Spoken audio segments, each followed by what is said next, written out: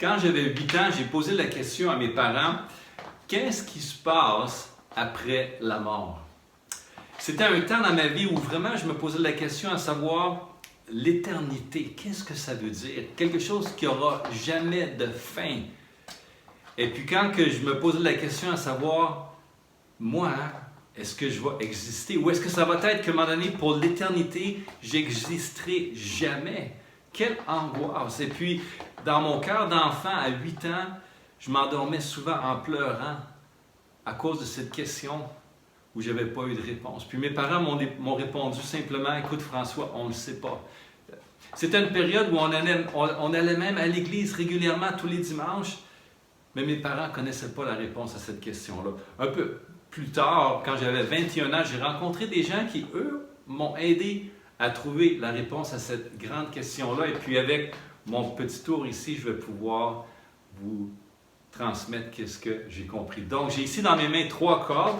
On a ici une grande corde avec une corde moyenne grandeur et une petite corde. Chacune de ces cordes-là représente une personne différente. Vous êtes d'accord avec moi? On est tous différents sur différents niveaux. Mais la corde ici, qui est la plus longue, elle représente la très bonne personne. Une personne qui est généreuse, serviable, patiente, gentille. Quand on a besoin d'aide, on peut toujours se tourner vers ce genre de personne-là parce que ça, c'est une bonne personne. Et puis, il y en a quand même des personnes comme ça. Elle ne va pas maudire personne, elle ne va pas faire beaucoup de choses qui se font dans le monde. Comme que peut-être la personne ici qui est un peu moins longue, elle va se donner la permission de faire. Hein? Elle, c'est quand même pas une mauvaise personne, mais on pourrait dire qu'elle a peut-être comme certains péchés, certains comportements qui sont comme pas acceptables devant tous. Elle a des bonnes journées, des moins bonnes journées. Mais quand même, en gros, celle-là représente une personne, on pourrait dire, comme moyenne. Pas si bonne que ça, mais loin d'être une mauvaise personne. Maintenant, la petite corde ici, ah oui, vous l'avez deviné, elle représente une mauvaise personne.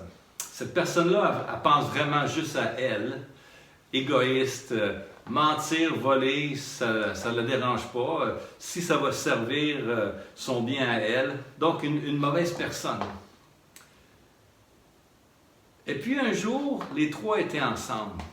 Donc, concours de circonstances, normalement, 3 personnes comme ça ne se retrouvent peut-être pas ensemble, mais là, ils se sont retrouvés ensemble, la bonne personne, la mauvaise personne et puis la moyenne. Ils se sont retrouvés ensemble dans une voiture et puis on peut imaginer laquelle des 3 conduisait, mais ils ont eu un accident mortel et puis les 3, effectivement, sont morts. Leurs corps ont été brûlés, pulvérisés, mais on est plus qu'un corps. On a été créé à l'image de Dieu. Puis il y a quelque chose en nous, quelque chose qui est ce qu'on est, qui va vivre pour toujours notre âme, notre esprit. Donc la question ici que j'ai pour vous, c'est où est-ce qu'ils sont allés? Où est-ce que leur âme, leur esprit est allé? Hein? Oui, ok. C'est ce que j'entends souvent. Probablement, si le ciel existe, probablement que la bonne personne est allée au ciel. OK? Oui, j'entends ça souvent. Puis la mauvaise personne, elle? Oui. Souvent, les gens vont dire, ce genre de personne-là, terroriste, menteur, voleur, abuseur, violeur, fouf. Il y en a qui vont assez facilement dire, ils sont allés en enfer. Maintenant, une personne parfaite, ça n'existe pas. Hein? Puis la personne qui était moyenne, où est-ce qu'elle est allée, elle? Pas facile à répondre, hein? Mais vous savez, moi, je suis l'illusionniste. Je vous ai tous joué un tour. Parce que Dieu voit les choses différemment que nous, on les voit. Nous, on peut voir des gens bonnes, des personnes qui sont mauvaises aussi. Mais Dieu voit quelque chose de plus profond que ça. Parce qu'aux yeux de Dieu, les bons et les mauvais, il les voit tous d'un certain point sur le même niveau. Regardez. Ça ne change rien, c'est juste pour le spectacle. Alors, vous voyez, aux yeux de Dieu, on est tous sur le même niveau. Vous savez, les 3, donc on a 1, 2, 3. On est tous sur le même niveau. Puis, malheureusement, ça ne veut pas dire qu'on va tous aller au ciel. Ce serait bon, et puis même, c'est le désir que Dieu a. Dieu, dans la Bible, nous a clairement exprimé qu'il désire que personne périsse, mais que tous puissent parvenir à la connaissance de la vérité, à la connaissance de la provision que Dieu nous a donnée pour qu'on puisse être sauvés. Cette provision-là, c'est une personne. Dieu a envoyé son Fils afin que quiconque croit en lui ne périsse pas, mais qu'il ait la vie éternelle. Jésus est celui qui est venu pour nous parler de Dieu, qui est mort sur une croix pour nos péchés, puis que le troisième jour, il est revenu à la vie, démontrant ainsi qu'il était vraiment le Fils de Dieu et le Sauveur du monde.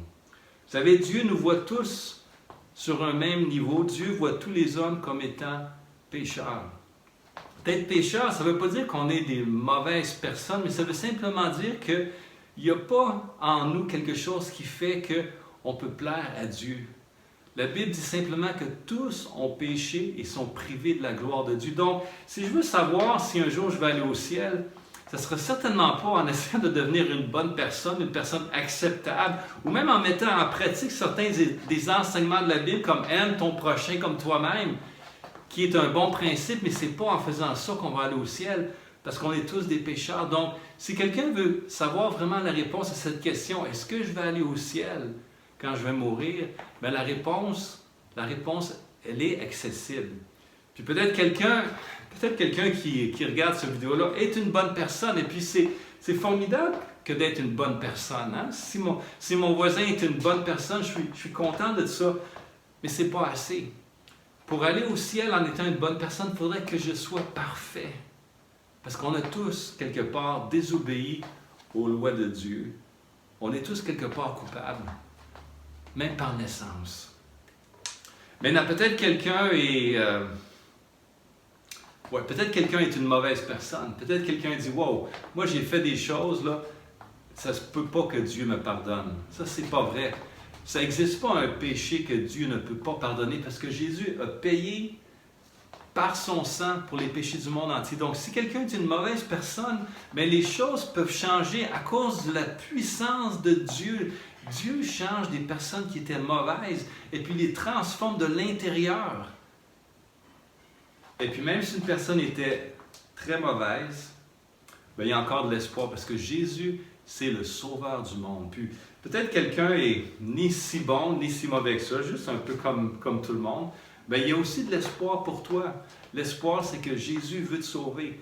Jésus ne veut pas juste t'aider à être une meilleure personne, mais il veut te donner une vie nouvelle. Il veut faire de toi son enfant. La Bible dit simplement à ceux qui l'ont reçu, Dieu leur a donné le pouvoir de devenir enfants de Dieu. C'est par une nouvelle naissance, c'est par la foi en Jésus et ce qu'il a fait pour nous qu'on peut non seulement savoir qu'un jour on va aller au ciel, mais aussi qu'on peut vivre une vie nouvelle et être transformé par la puissance de Dieu dans nos vies. Merci d'avoir écouté.